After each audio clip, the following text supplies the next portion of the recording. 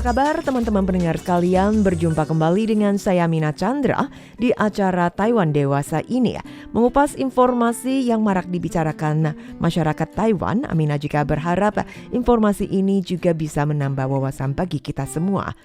Teman-teman, mungkin Anda yang mengikuti informasi di Taiwan berkaitan dengan ada sekeluarga beranggotakan 5 orang berada di Fongyuan di Taichung, di mana mereka bersama-sama menghabiskan nyawa mereka dan diduga merupakan korban penipuan investasi emas dan terlilit hutang yang sangat besar.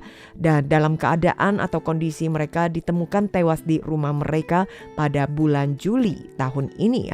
Nah, apakah ada pihak ketiga yang terlibat?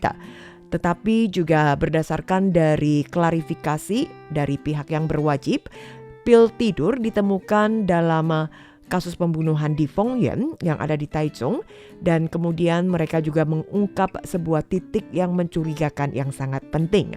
Hari ini Amina akan mengajak teman-teman untuk lebih lanjut menelusuri kasus ini, apakah termasuk kasus bundir atau kasus pembunuhan.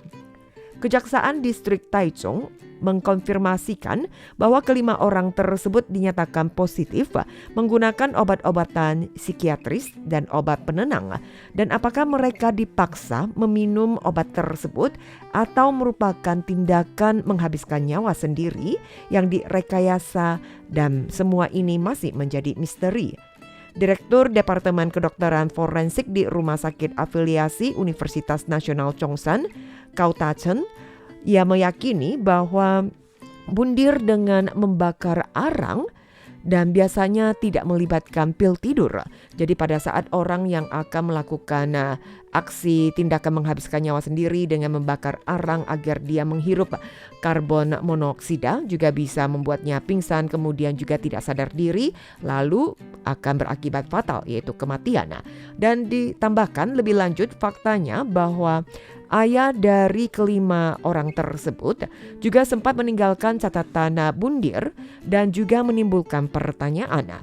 Ia juga meminta agar penyelidikan ini bisa dilakukan lebih lanjut terkait apakah yang menjadi fakta penyebab kematian tersebut. Satu keluarga yang beranggotakan 5 orang bermarga Wang, diantaranya ayah berusia 62 tahun, istri 63 tahun, putri sulung 35 tahun, putri kedua 34 tahun, dan putra bungsu berusia 28 tahun yang ditemukan tewas di rumah mereka pada awal Juli tahun ini. Dan juga ditemukan sebuah baskom arang dengan 4 catatan bundir. Dan selain pemilik rumah bermarga Wang juga ditemukan di tempat kejadian. Kemudian dari Kejaksaan Distrik Taichung yang mengkonfirmasikan bahwa adanya obat-obat psikiatris atau pil tidur ditemukan pada kelima orang tersebut. Tetapi penyebab utama kematian tersebut adalah keracunan karbon monoksida. Ahli forensik Kau Ta-chen menjelaskan bahwa reaksi obat dapat dibandingkan melalui tes darah dan urin, air seni, serta sampel otopsi reaksi obat toksik lambung. Jika tes darah yang menunjukkan konsentrasi tinggi, individu tersebut mungkin telah diberi obat bius lalu tertidur, lalu menghirup karbon monoksida yang menyebabkan kematian. Jika isi lambung yang menunjukkan konsentrasi tinggi tetapi konsentrasi darah dan urin rendah atau tidak ada, hal ini menunjukkan individu tersebut baru saja minum obat dan mengkonsumsi sendiri. Dan jika konsentrasi darah rendah tetapi urin tinggi, maka individu tersebut mungkin terbangun dengan cepat meskipun metabolisme setiap orang berbeda-beda dan perbedaannya mungkin dalam jangka waktu beberapa menit. Kau Ta-chen juga menunjuk bahwa konsentrasi obat yang lebih tinggi dalam darah menunjukkan tidur paling nyenyak, sementara konsentrasi urin yang paling tinggi di malam hari menunjukkan individu tersebut akan segera bangun.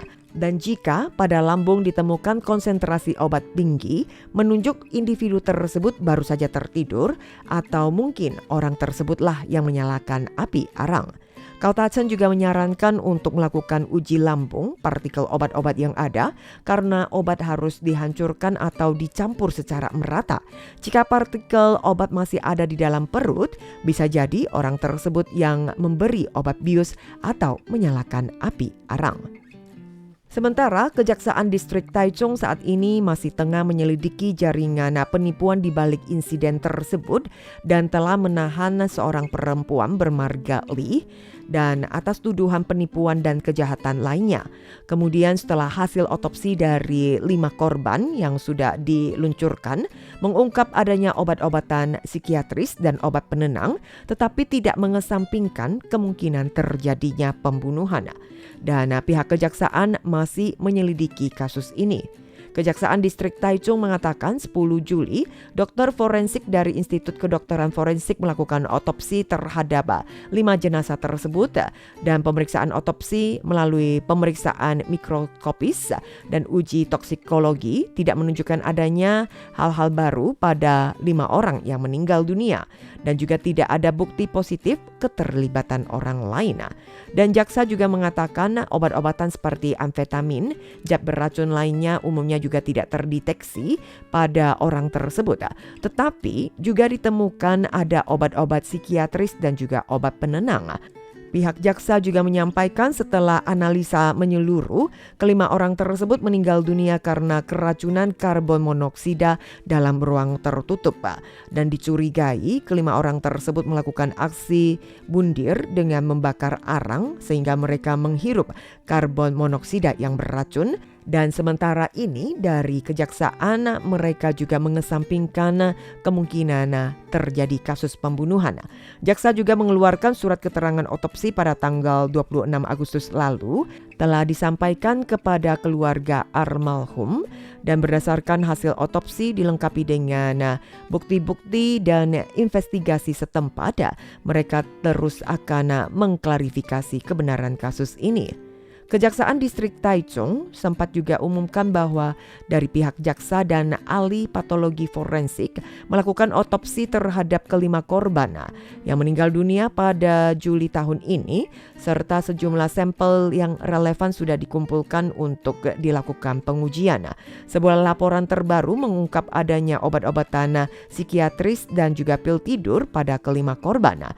Jaksa mengatakan penyebab utama kematian dari kelima korban tersebut adalah keracunan karbon monoksida, tetapi mereka juga terus memperluas penyelidikan terhadap kasus agen pembelian emas berkelompok. Salah satunya adalah wanita yang sudah ditahan bermarga Li. Dari 5 keluarga yang sudah meninggal dunia ditemukan tewas di distrik Fongyuan di rumah mereka pada malam hari, tepatnya tanggal 2 Juli tahun ini. Jaksa tengah menyelidiki kemungkinan penipuan dan juga menemukan keluarga Wang sempat bertemu dengan seorang ahli kecantikan bermarga Chang yang juga merupakan kenalan mereka dari putri sulungnya, kemudian bergabung dalam grup pembelian emas ini yang dikelola oleh wanita bermarga Li. Kelompok tersebut juga mengaku memperoleh komisi dengan menggunakan kartu kredit untuk membeli emas.